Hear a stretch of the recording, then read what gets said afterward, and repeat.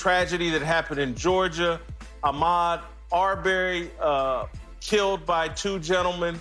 LeBron tweeted out, "We're literally hunted every day, every time we step foot outside the comfort of our homes. Can't even go for a damn jog, man. Like, WTF, man? Are you kidding me? No, man, are you kidding me? I'm sorry, Ahmaud. Rest in paradise, and my prayers and blessings sent to the heavens above to your family. Stay woke." I responded to the tweet by saying that I didn't think it was helpful. Where I made a mistake is I said that LeBron was trying to stay on brand and trying to build a brand comparable or more outspoken than Michael Jordan. The Michael Jordan comment is a distraction from my real point. It was a mistake on my part. But I stand by LeBron's rhetoric here, not helpful. This is not how you promote justice or change. The comments about being hunted every day just aren't true. They're polarizing, and they deflect from raising awareness about this tragedy that's gone on with Ahmaud Murray. That was my problem with the tweet. I wish that I had expressed myself more clearly, because to some degree I made the exact same mistake as LeBron James. I undercut my real message with rhetoric that should have been left out. Anyway, Marcellus, get us rolling here. What's your reaction? Do you have a problem with LeBron's tweet? I don't have a problem with LeBron's tweet, understanding where his frustration is coming from. I think the frustration spill up over as a father, as any person in this country, especially being a father, that you look at this situation, and he did talk in hyperbole. He says something that was exaggerated, not to be taken literally.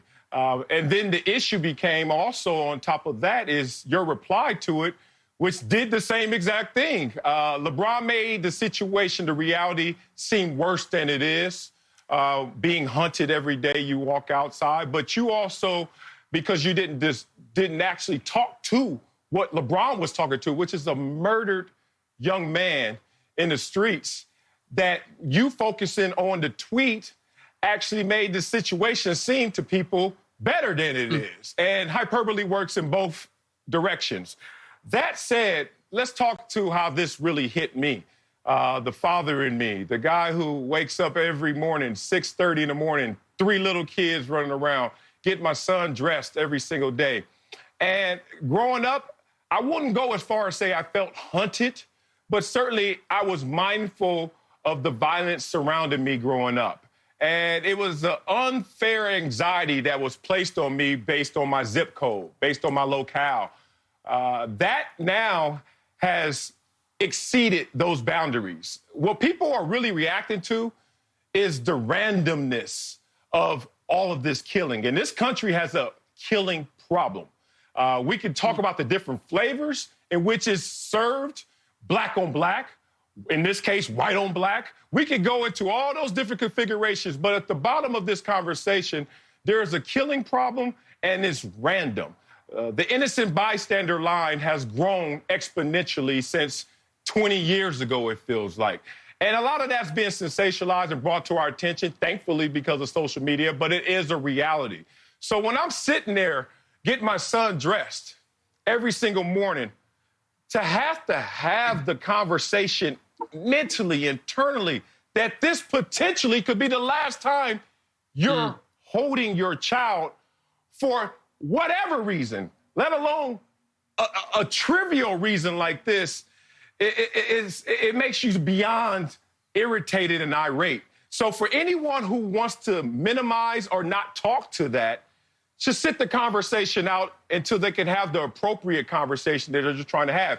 For you, Jason, your biggest mistake was the fact that, like you said, you didn't talk about the core issue. You talked about the author of a tweet and taking that to a place where his intentions, his motivations were in question. I'm going to address this.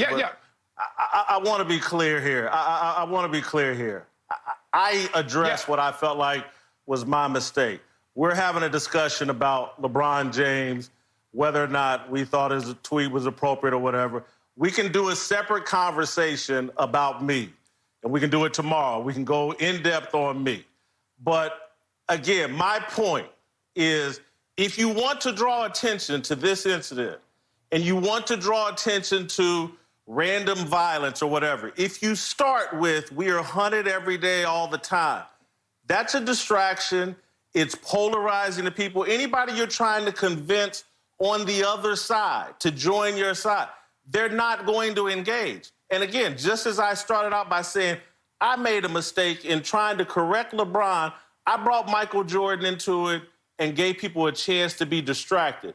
When my overall point was, and I've said it very clearly over social media and over Twitter, if the goal is justice for Ahmaud Arbery, the language that we use, the way we engage and try to raise awareness on this is very important. We need to engage in a language that promotes justice, not divisiveness, not further polarization, not giving in to emotions. That's where I think LeBron has made a mistake. LeBron has more influence over other athletes and more people than I do. He sets a tone. He's a Pied Piper for a lot of athletes. And I'm saying if those athletes want to be a part of bringing justice for Ahmaud Arbery, choose a tone that promotes that, not one that gives people an opportunity to distract and move away from that or be divisive and polarizing. We can have a discussion about Jason Whitlock in a future segment. No, I'm sitting across from Jason Whitlock through the camera, via camera. So I'm talking to you, I'm talking to LeBron, I'm talking this conversation. And it's interesting that right now we're going to talk about LeBron and what he did wrong. And we all know, and I've told you this many times, you know this, that emotional content has a hard time being translated to cognitive thought, to logic. So in that situation, to dive in on this conversation when it was already an emotional hotbed didn't do it any justice from your perspective. But all I'm saying in totality is I understand where LeBron was going to prove a point with that huge platform.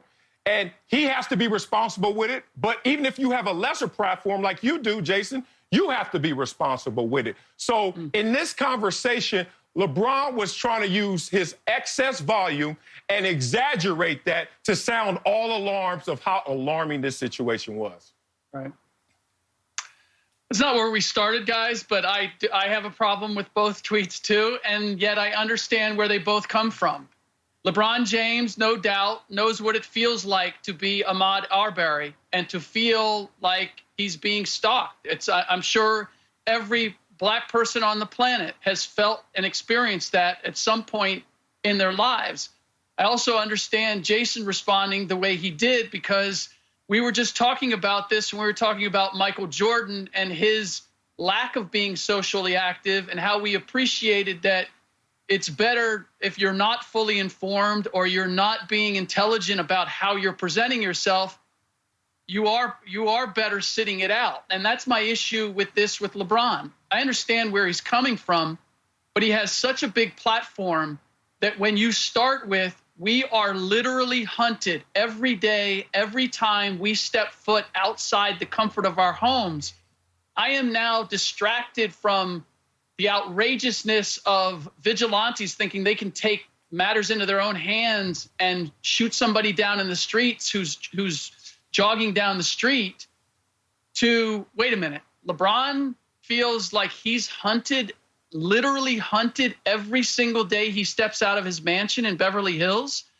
Every single Black person feels that way every single day.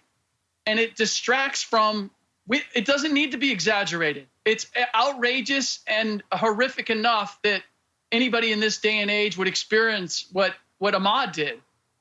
LeBron didn't need to go over the top with it, and yet with his platform he did. And this has always been my issue with LeBron, is that he has a big platform and he doesn't always seem to understand that, and that he needs to be ironclad in whatever he says or does on social media, because if he's not, then those who are on the other side, as Jason said, they are going to find reason to dismiss the issue that he's trying to bring attention to because he exaggerated or he said something that's out of turn, or he's got me thinking about, I'm sure LeBron at one point in his life experienced that, but is he experiencing it right now?